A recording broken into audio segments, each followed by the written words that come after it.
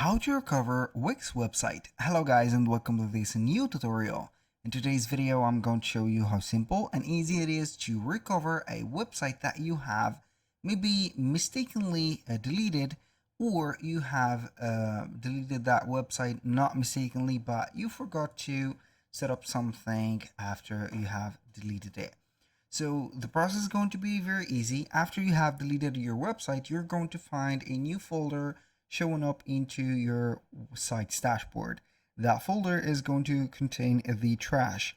So basically when you're going to have a website deleted like that, so basically you have clicked on the three dots right there and clicked on move to trash, you're going to find it here. So you're going to enter the trash and it is going to last or be in the trash at least 90 days or at max 90 days. You can go ahead and read it. And after that, if you haven't restored it, it is going to be permanently deleted. So as you can see, this website is here. We can go ahead and have here the button of restore site.